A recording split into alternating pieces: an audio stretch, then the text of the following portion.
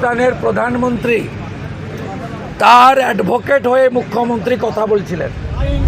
Dumping liar, humping dumping lawyer.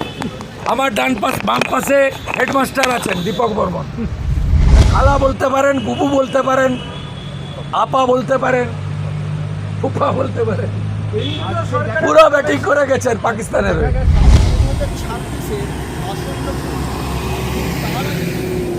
কলকাতার বা আমাদের রাজ্য বিধানসভায় কিন্তু অধিবেশন রয়েছে।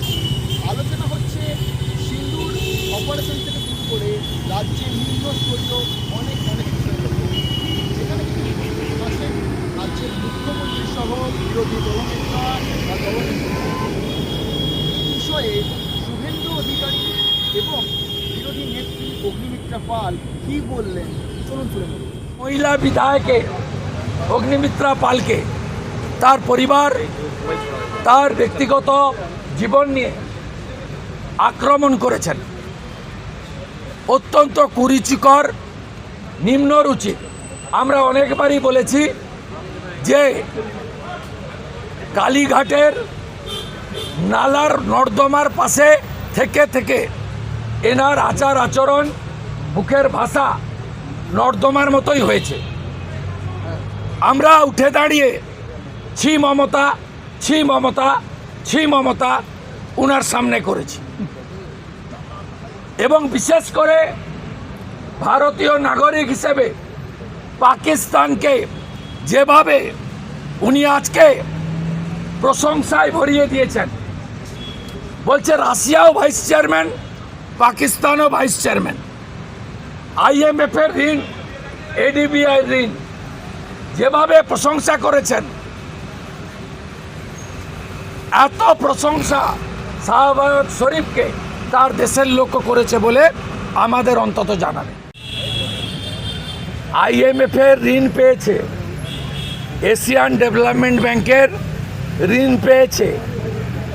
যেভাবে পাকিস্তানের বন্দনা, ডক্টর শ্যামাপ্রসাদ মুখার্জির বাংলা, নেতাজি সুভাষচন্দ্র বসুর কর্মক্ষেত্রের বাংলা, বিনয় বাদল দীনেশ, ক্ষুদিরাম বসু, মাতঙ্গিনী হাজরা, মাস্টারদা সূর্য সেন, ঋষি অরবিন্দ যে বাংলা দেশকে বন্দে মাতরম দিয়েছে, যে বিশ্বকবি জাতীয় সঙ্গীত দিয়েছে, যে বাংলাতে মাতঙ্গিনী হাজরা শঙ্খ হাতে নিয়ে আত্মবলিদান দিয়েছেন, এই বাংলার মুখ্যমন্ত্রী লজ্জার।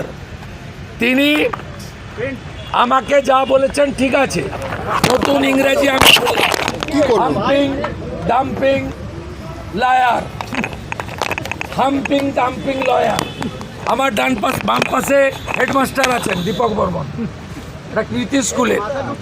আমি জিজ্ঞেস করেছিলাম মাস্টারমশাই এই ইংরেজির মানে কি, তিনি বললেন অপারক। এই প্রথম শুনলাম।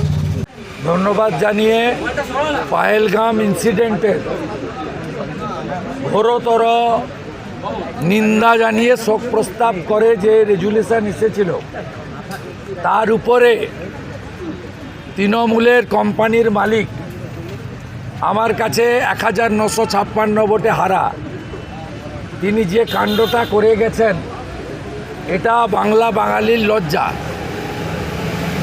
মুখ্যমন্ত্রীর অনুমোদিত 22 মিনিটের জায়গায় প্রায় 40-45 মিনিটের ভাষণে তিনি এমন কিছু বাক্য প্রয়োগ করেছেন, তাতে আমার মনে হয়েছে যে শাহবাজ শরীফ পাকিস্তানের প্রধানমন্ত্রী তার অ্যাডভোকেট হয়ে মুখ্যমন্ত্রী কথা বলছিলেন।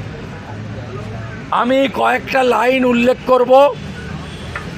ইউএনএতে রাশিয়া ভাইস চেয়ারম্যান, খালা বলতে পারেন, বুবু বলতে পারেন, আপা বলতে পারেন, ফুফা বলতে পারেন। পুরো ব্যাটিং করে গেছেন পাকিস্তানের হয়ে। মুখ্যমন্ত্রী প্রথম থেকে ভয়ঙ্কর উত্তেজিত এবং বিজেপির প্রশ্নে বারবার আপনাদেরকে আমরাও ওনাকে জবাব দিয়েছি। আমরা ওনাকে 1 ইঞ্চি জায়গা দিইনি। মোদিজিকে ছোট করবেন, অমিত শাহজিকে পার্সোনাল অ্যাটাক করবেন, উনি নজরুল মঞ্চে গান গেয়ে দিয়েছেন, আমার যাওয়ার সময় হলো, দাও বিদায়। কেন্দ্রীয় সরকারের আরো বেশি স্ট্রং হওয়া